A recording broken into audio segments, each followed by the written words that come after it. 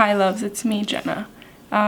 Today I want to talk about something that's pretty hard to talk about, but it's something that we all deal with at some point in our lives, and that thing is death. And I want to explore options of what that might mean to us, and I want to talk about certain tools and certain ways to move through grief.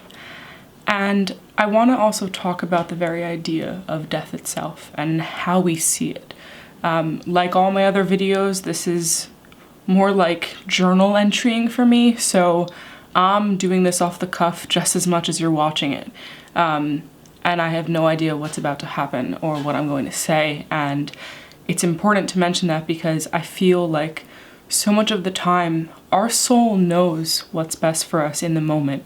And when we wear a mask or when we try to do anything other than just being present and being true to who we are in this moment, we're not getting at the essence of what it is to be who we are. And I'm saying this now as a part true to agree to explain why I talk the way that I do with YouTube videos. But I also said just that because wherever you are, you need to be all there and you need to remove the mask. And I know that with grieving, sometimes it's easier to create a persona of seeming strong, or you want to take care of other people like your family who's also grieving. And you wear a mask and you try to be as okay about it as possible because of other people, and you might not want to be a burden or whatever it is. But putting on a mask and not being true to where you are actually stunts you from moving on. It might seem like the easier option, and I know that it makes you feel a sense of control in a seemingly uncontrollable, crazy time in life where someone dearly close to you just passed away, and it gives you some semblance of, I'm still okay, I know, but truly, if you allow yourself to break down, if you allow yourself to just be true and be present in the experience of grief itself, you'll be able to move through it properly, adequately, faster, and with more depth and more understanding than you could any other way. Okay, so with that said, I kind of want to talk about the idea of death itself. So whenever I'm trying to understand something like death or what does good mean or any of these big, deep existential questions in our lives, I tend to, because I'm a subjective being stuck in my subjective human mind, one, I know that any answer that I might come to, I'm willing to be epistemically skeptical enough to say that I will never really know objective truth. I won't. I'm a subjective being, and I'm contained right now in this mind, which somewhat thinks dualistically. And so whenever I try to think of what something means, I often will think, okay, well, let's think of its opposite. Because if we came up with an idea of what this one thing means in our dualistic world, which separates everything, if I think about what this means and if I come up to a conclusion about this thing, that idea might not be complete. So in order to complete the idea of this, I often will also look at its opposite. So what is death's opposite? Birth. And so then I ask myself, because first I'm thinking, why do people die? Why do we have loss? Why do people leave us too early, especially in tragedies when it's so unfathomable and you can't possibly explain why something like that just happened? So let's think about birth. To me, when I think, why are people born? Or why do people choose to be born? Or why do people go through birth? Or whatever, however you want to phrase the question. I think, why are people born? Because they come here with something to do. Because they choose to come here. Because they want to be alive. Because to be born, you come into this world to do something. You come to fulfill some kind of purpose. You come with some sense of a mission. And that's why people are born, to do something in this world. And so if, to me at least, this whole thing brings me a sense of solace and a sense of, it's not comfort because I will never stop missing the person that I love, but it brings me a level of understanding where I can be okay. And I can even be feeling so much gratitude for this person coming into my life and gracing me with their presence. And I can also be happy for them. I can see their life as a wonderful, incredible journey, and I'm excited for them to be in their soul's next phase of evolution. And so this thing that helps me is when I think we are born with a mission, we are born to do something. And so to me, if that's why we're born, then the only way that we can die is if we complete our mission, is if we fulfill the purpose that we came here to do.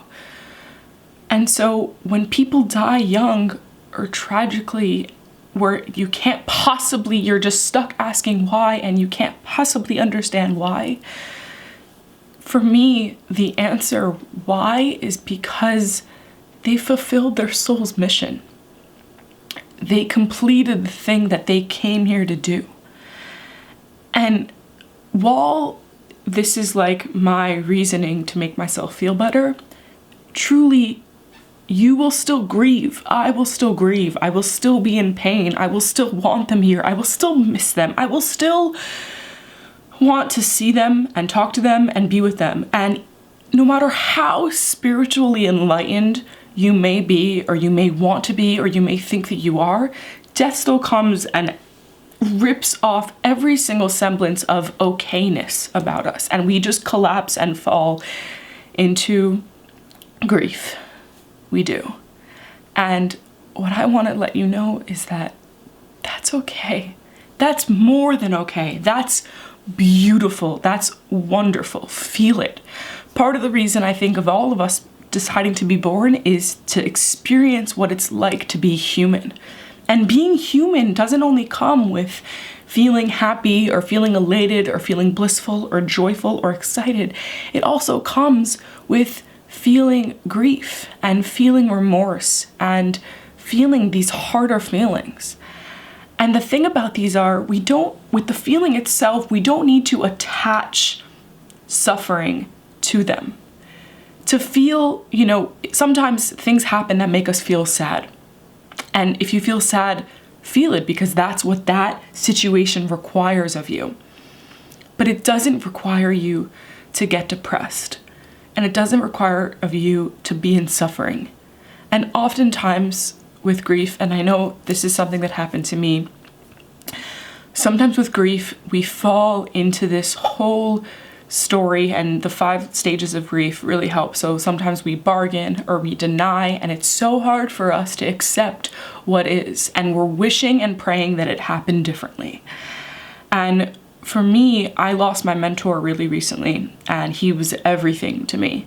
And with my grief came so much regret and anger and just complete shock. And I kept on begging and wishing that things had been different.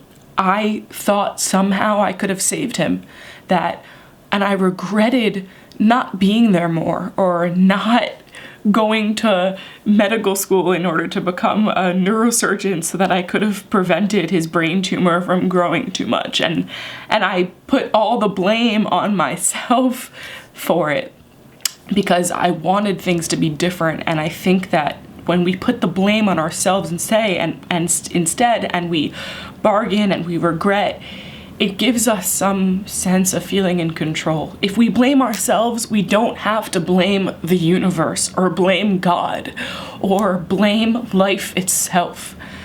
But I promise you that blaming yourself for any of it right now isn't going to help you, and it's not going to make you feel any better. People die, and it's terribly sad, and we lose people that we love. And if someone that you love recently passed away, I'm glad that you're watching this, and I hope that you feel that I really feel you, and that if you feel alone in your feelings, I'm right here with you. And most people are there too. Most people have lost someone that they loved. And while your situation is probably so different than everyone else's, truly, maybe it doesn't matter what the situation was. It doesn't matter how close you were. It doesn't matter who they were. The feelings that you have are unique and they're your own experience, and no one else could truly understand completely the exact feelings that you're feeling. But people can sit with you. People can hold your hand. People can say that they're there. People can listen to you as you cry. I promise you, people can understand more than you think they can. And I think that if you allow yourself to just feel it and to cry it out and to experience the pain, you'll be able to move through it. And then again, I know that sometimes you don't want to move through it. Sometimes it feels like it would be selfish to move through it, that you don't want to just move on quickly or not grieve anymore because it was such a horrible thing and you miss your mother, your father, your sister, your child, whoever it is. You miss them so much. And if you carried this grief, somehow you might still be carrying on to them. But I promise you, you are carrying on to them. You are holding on to them. You have them within you. With every smile that you smile when you think about them, with every memory that you sit with and you remember how wonderful they were, or with every teaching that they instilled in you, that's how you hold on to them. We have to start to let go of the regret or the bargaining or the denial or the hardship of it, and we have to hold on to the wonderful things that they did in their lives and the wonderful ways that we interacted with them, because they blessed our lives in some way, in a remarkable way that could be nothing. You would not be the person you are today if they didn't enter your life. You wouldn't. And we owe them so much honor and so much love. And the best thing to do for them now, at least this is my opinion, I'm not saying that this is the way that it is, and whatever your spiritual or religious beliefs are, if that's what comforts you and if that's what you believe in, totally believe in them. But what I just want to share with you what I believe. I believe that we're all souls and we come into this life and initially we are vast and there's no defining us and we are this incredible being, this incredible energy. And then we come into this life and we enter into a constructed containment of what it means to be human.